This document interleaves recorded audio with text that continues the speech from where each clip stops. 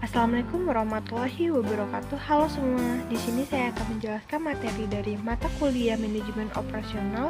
Sebelum itu, saya akan memperkenalkan diri terlebih dahulu. Perkenalkan, nama saya Nezalul Nunasya Agustin dengan NIM 20021258845 dengan dosen pengampu Bapak Rio Marpaung SEMM sebagai dosen tetap Fakultas Ekonomi dan Bisnis Universitas Riau. Oke, mari kita simak materinya. Baiklah, di sini saya akan menjelaskan materi tentang operating strategy in a global environment. Di sini ada 5 pembahasan. Pembahasan pertama ialah pandangan global mengenai operasi. Yang kedua ialah pengembangan misi dan strategi. Yang ketiga ialah menciptakan keunggulan bersaing melalui operasi. Yang keempat ialah 10 keputusan dalam manajemen operasi. Dan yang kelima ialah pilihan-pilihan strategi operasi. Yang pertama, pandangan global mengenai operasi. Ada 6 alasan operasi bisnis domestik memutuskan untuk berkembang menjadi internasional. Yang pertama, mengurangi biaya. Yang kedua, memperbaiki rantai pasokan. Yang ketiga, menghasilkan barang dan pelayanan yang lebih baik. Yang keempat, memahami pasar. Yang kelima, belajar untuk memperbaiki operasi. Dan yang keenam, mendapatkan dan mempertahankan bakat global. Yang kedua ialah mengembangkan misi dan strategi. Sebuah usaha manajemen operasi yang efektif haruslah mempunyai sebuah misi sehingga mengenali kemana arah tujuannya dan mempunyai sebuah strategi sehingga mengetahui bagaimana cara mencapai misinya tersebut. Hal ini diperlukan oleh organisasi kecil atau domestik sebagaimana juga organisasi internasional yang besar. Yang pertama ialah misi. Keberhasilan ekonomi dan kemampuan bertahan hidup merupakan hasil pengenalan misi untuk memuaskan kebutuhan dan keinginan pelanggan. Adapun misi organisasi yang telah ditetapkan, maka setiap wilayah fungsional dalam perusahaan menentukan misi pendukungnya. Misi setiap fungsi dibuat untuk mendukung misi perusahaan secara keseluruhan. Yang kedua ialah strategi. Saat misi ditetapkan, strategi dan penerapan dapat dimulai. Strategi adalah perencanaan tindakan organisasi untuk mencapai misinya. Setiap strategi berbeda. Setiap strategi mempunyai permintaan yang berbeda dalam manajemen operasional. Strategi Hunter Fund merupakan strategi yang membedakan dirinya di segi kualitas dari pesaing di industri yang sama. Nucor memfokuskan diri pada biaya rendah, sedangkan strategi terkuat adalah respon yang cepat dan dapat diandalkan. Yang ketiga ialah menciptakan keunggulan bersaing melalui operasi. Keunggulan bersaing menunjukkan penciptaan sistem yang memiliki keunggulan khusus atau unik di atas persaingan keunggulan. Bersaing dalam manajemen operasional dapat diciptakan melalui 3 strategi. Yang pertama yaitu diferensiasi, adalah membedakan penawaran organisasi dalam berbagai cara yang akan dianggap sebagai nilai tambah oleh konsumen. Yang kedua ialah bersaing dengan biaya. Dalam bersaing dengan perusahaan saingannya, banyak perusahaan yang menekankan biaya atau menurunkan biaya-biaya yang dikeluarkan untuk mendapatkan penjualan yang lebih dibandingkan dengan pesaing-pesaingnya.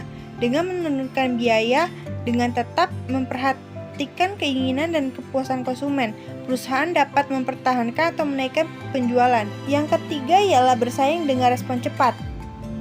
Pilihan strategi yang ketiga adalah respon yang cepat. Respon terkadang dianggap sebagai respon yang fleksibel, tetapi juga berarti dapat diandalkan dan cepat.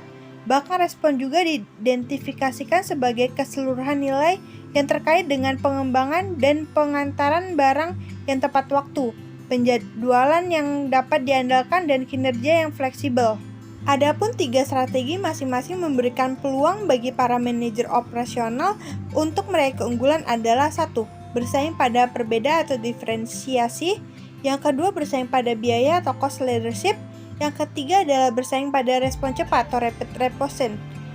Dalam prakteknya, ketiga konsep strategi indiferensiasi, biaya yang rendah, dan respon dapat diterjemahkan dalam 6 strategi khusus, yaitu fleksibilitas dalam desain dan volume. Yang kedua, harga rendah. Yang ketiga, pengiriman yang cepat. Yang keempat, kualitas yang baik atau kesesuaian dan kinerja. Yang kelima, pelayanan purna jual dan lini produk yang luas. Yang keempat ialah 10 keputusan dalam manajemen operasi. Berikut ini ke-10 keputusan manajemen operasi tersebut. 1. Kualitas. Harapan kualitas konsumen harus ditemukan dan kebijakan serta prosedur harus ditetapkan untuk mengidentifikasi dan mencapai kualitas tersebut. Yang kedua, desain barang dan jasa.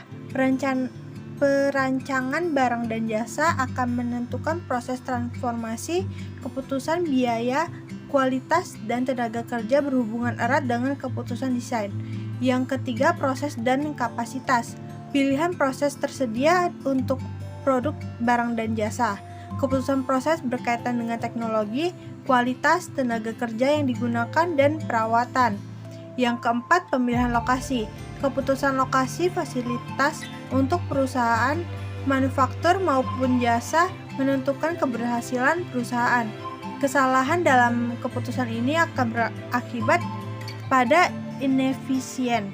Yang kelima ialah desain tata letak atau layout. Kapasitas jumlah pekerjaan, keputusan pembelian dan persediaan mempengaruhi tata letak. Demikian juga proses dan bahan mentah harus diletak dalam hubungan suatu dengan yang lain. Yang keenam ialah perencanaan kerja dan sumber daya manusia atau SDM. Manusia adalah bagian integral yang termahal dan keseluruhan sistem, sehingga kualitas kerja, bakat, dan keterampilan yang perlu serta biaya yang harus ditentukan.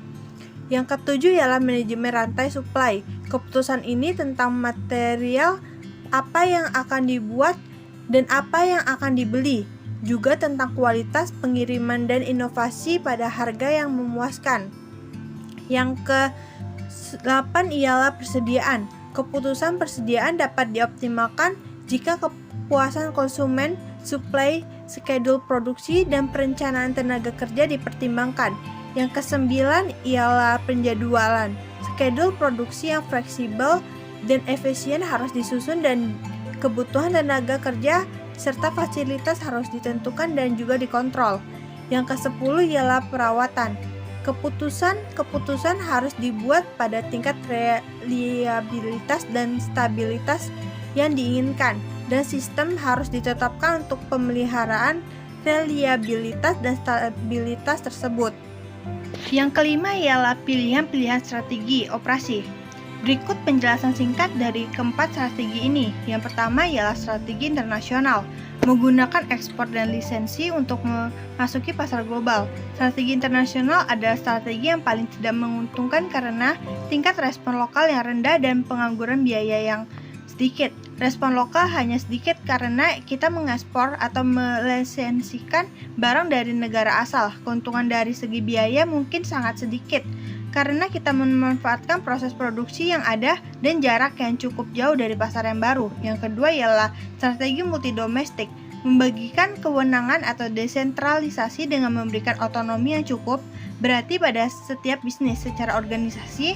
Hal ini adalah anak perusahaan, waralaba, dan perusahaan patungan yang mandiri. Keuntungan strategi ini adalah memaksimalkan respon pasar yang lokal.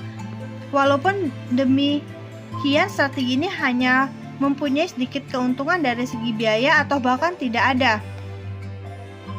Yang ketiga ialah strategi global, memiliki tingkat sentralisasi yang tinggi di mana kantor pusat mengordinasikan organisasi untuk mengupayakan standarisasi dan pembelajaran antar pabrik sehingga dapat menghasilkan skala ekonomi. Strategi ini tepat saat perusahaan ingin berfokus pada pengurangan biaya, tetapi tidak disarankan saat permintaan respon lokal yang tinggi.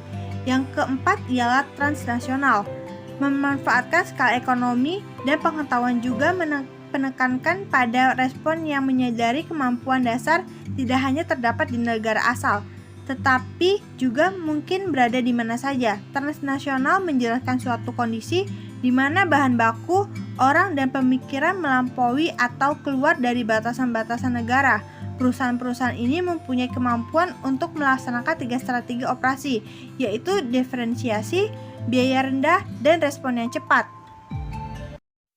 Berakhir sudah penjelasan materi dari saya. Terima kasih yang telah menyimak video ini.